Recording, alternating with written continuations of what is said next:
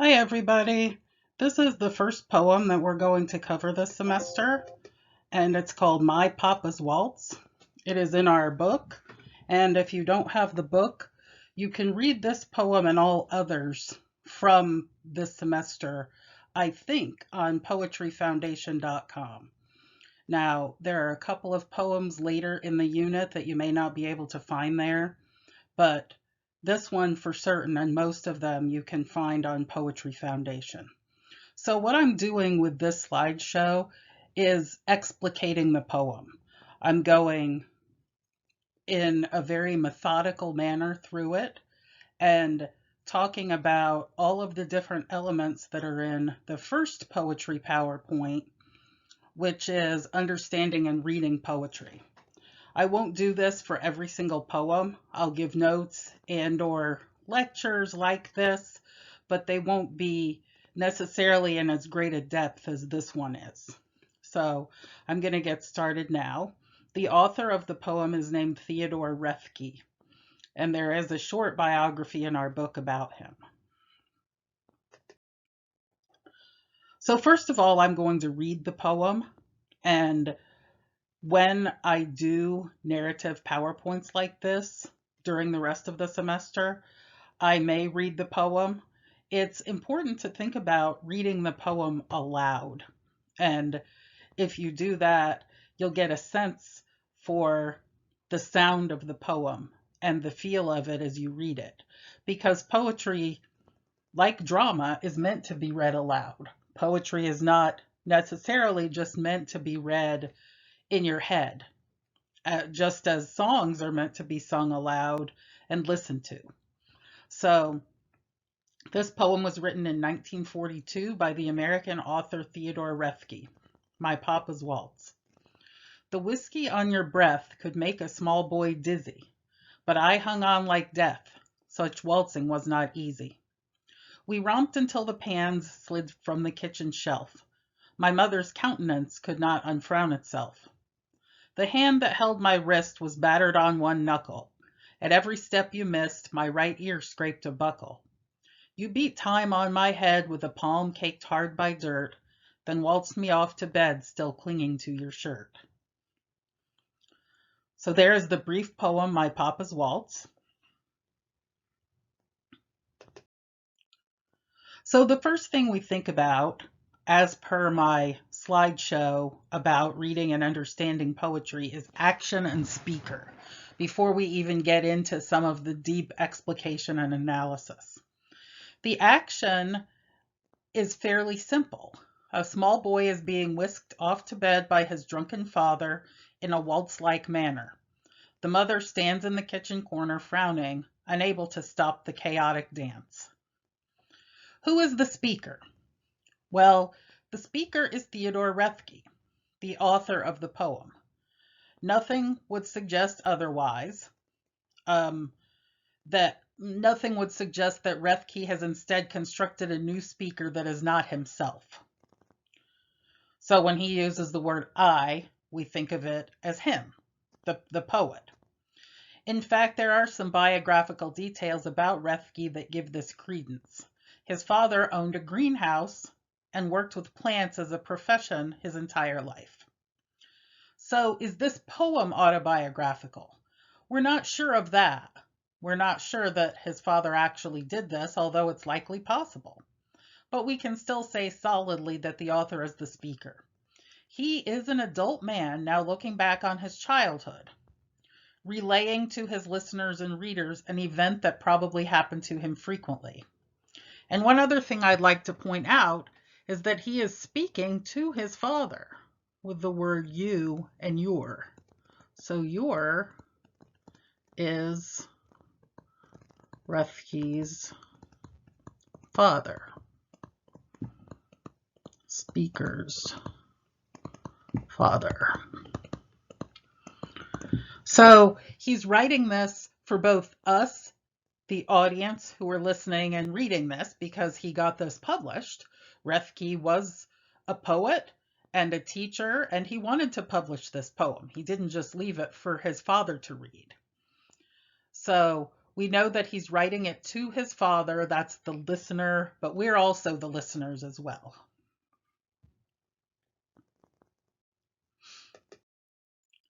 Okay, next we get into craft and technique.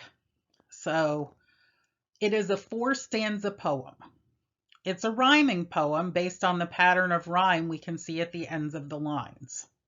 So there are 4 lines per stanza. And we see that breath and death rhyme in lines 1 and 3. We look at the end word to see if it rhymes. Then we see shelf and itself rhyme. We see wrist and mist. We see head, bed, dirt, shirt. So yes, we can say that this is a rhyming poem with every other line rhyming. We might look at 2 examples here of what is called slant rhyme, dizzy and easy. The words dizzy and easy aren't an exact rhyme. Dizzy might rhyme with fizzy. Easy rhymes with sleazy, okay? But slant rhyme is in a mostly rhymed poem, rhymes that do not exactly rhyme. You have to count through the entire poem, look at all of the rhymes, notice that it is a rhyming poem, and then see, because every other line rhymes in the entire poem, the poet is making a regular rhyming pattern. And so dizzy and easy would be considered a slant rhyme in the same way that pans and countenance would be considered a slant rhyme. And as I wrote, the slant rhyme does not take away from the fact that it is a rhymed poem, because slant rhyme doesn't comprise the entire poem, it's just part of it. Is it a rhythmic poem? Yes, the lines are mostly the same length. We can count out the beats of syllables. Each line has 6 syllables, although there are occasionally 7. So let me erase these here. And then I'm going to the whiskey on your breath. That's 6 beats. Could make a small boy dizzy. That's 7. That's like I said, occasionally 7. But I hung on like death, 6. Such waltzing was not easy. And another 7. And we see that throughout, that we can count out the beats, all of the syllables are the same. So it's a rhythmic and a rhymed poem. Where might punctuation be important? That's another thing we look at. Besides the stanzas, besides the lines, besides rhyme and rhythm, each stanza ends with a period. So therefore, each stanza is self-contained, and we will therefore be able to analyze each stanza separately and then analyze them together as a whole for the whole poem. We look in the first 3 stanzas. Again, let me erase here.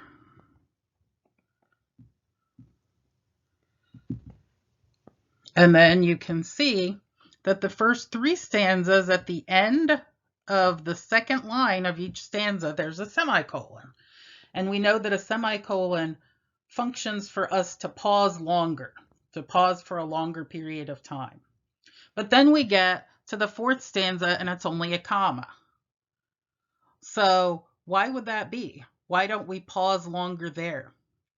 Perhaps, and this is my own interpretation, maybe you have a different way of thinking of it, but perhaps it's because we are now in the final stage of getting to bed. And the dance that they're doing is at its frenzied peak. The chaos is at its climax, so we cannot pause for too long. And that's why I think perhaps he used a comma. So when punctuation is used in a poem in this manner, it's a way that we can understand the poem better by analyzing it.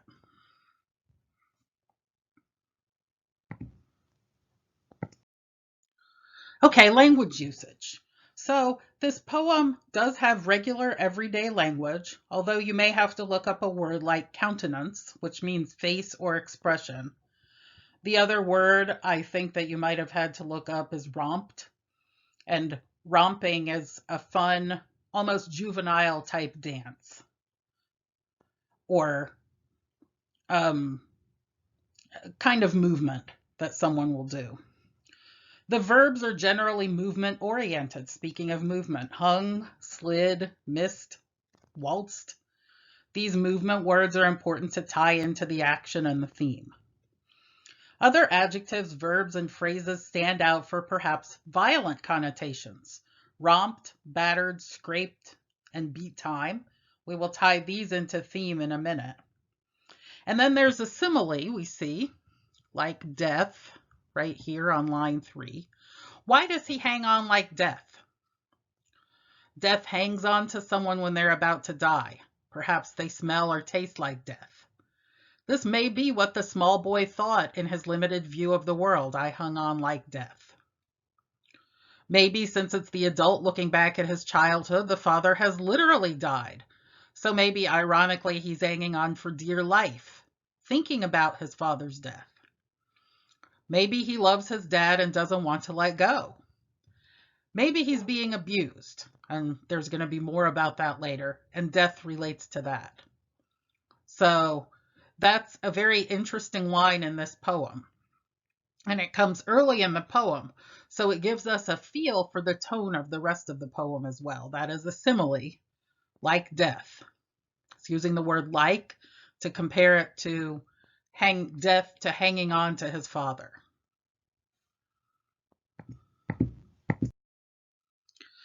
More language usage. We have alliteration. Remember, that's consonant sounds that are the same at the beginning of words.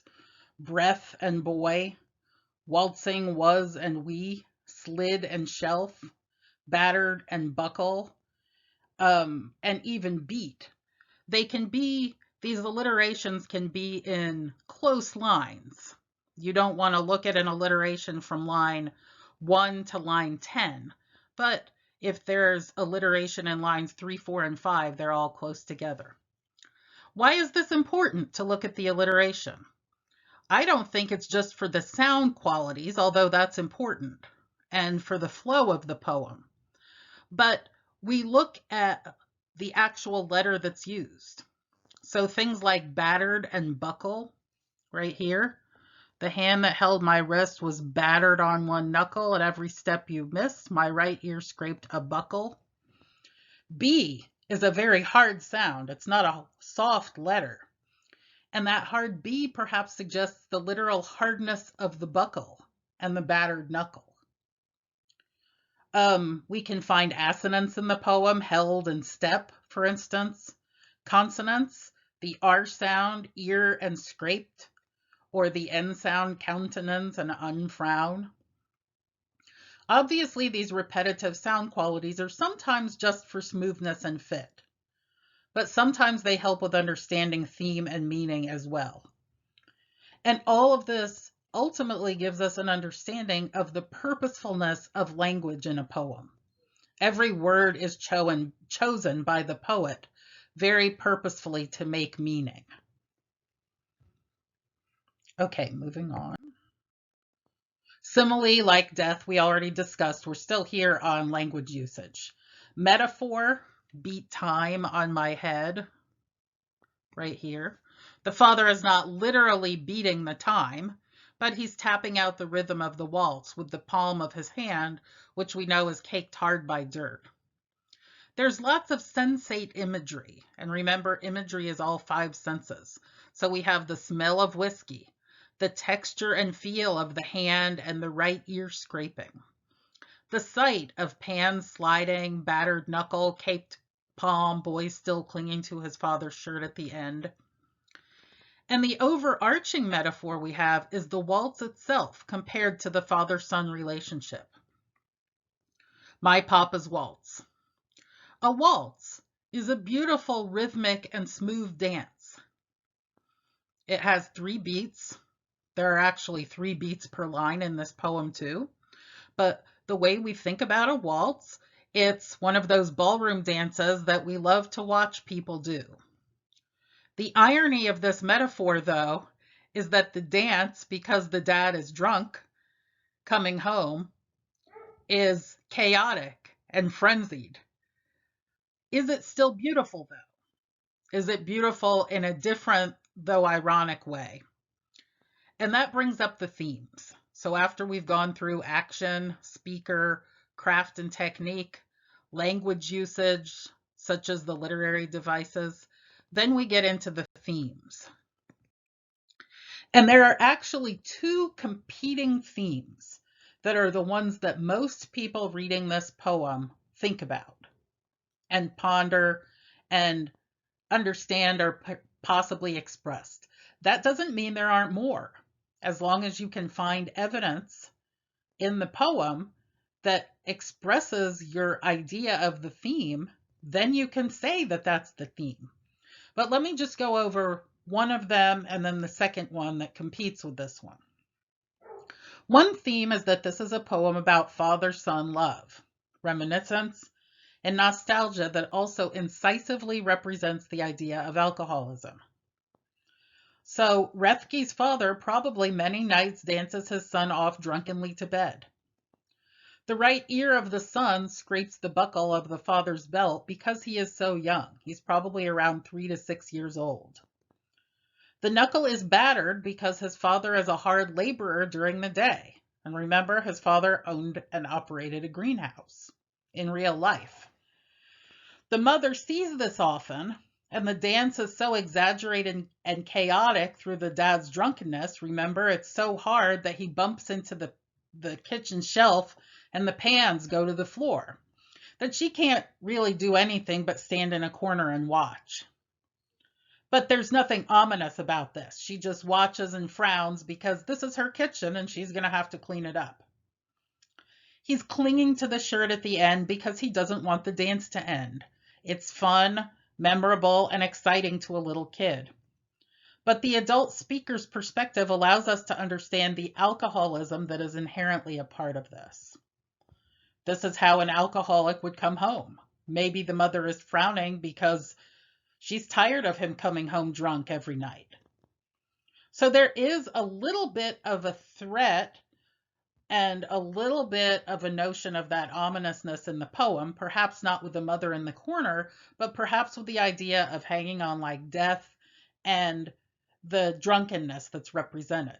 Still, that doesn't overshadow the reminiscence and nostalgia and the love and the excitement perhaps that's being showcased here. So that's one theme that's often considered when people read and interpret My Papa's Waltz. So let's move on to the next theme that's a competing theme. Some students and critics have suggested that readers respond to this poem, especially in the past 20 years or so, when more ideas about this subject have been brought to the forefront, as a metaphor for the abuse that the speaker endured from his father. There is evidence in the poem to support that view. So, of course, we already talked about the simile like death could be a roundabout way of the young boy's feelings as his father was abusing him. I mean, would a 4-year-old think as his father is hitting him with a belt, am I going to die because this hurts so much?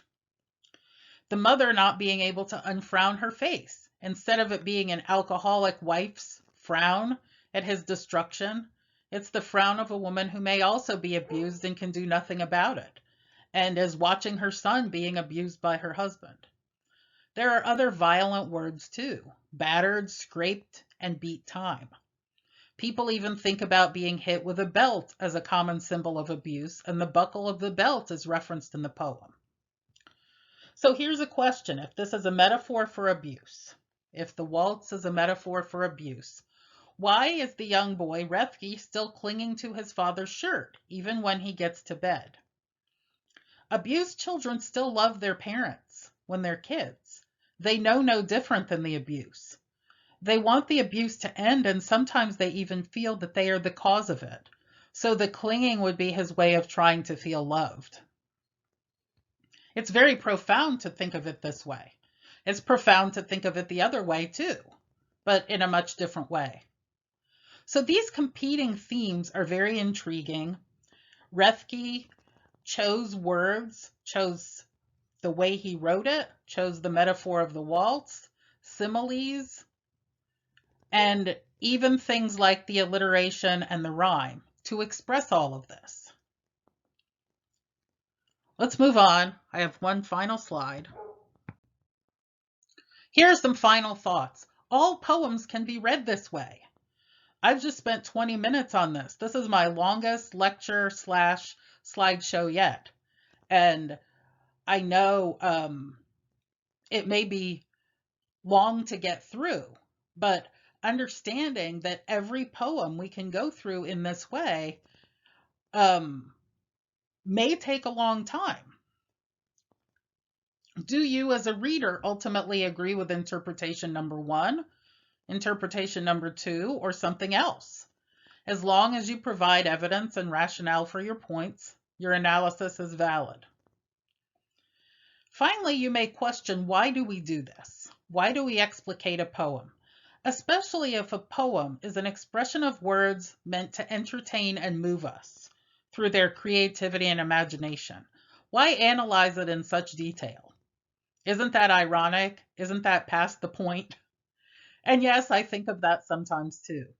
But in my mind, the analysis helps us understand it better, more thoroughly, and therefore we can appreciate it more.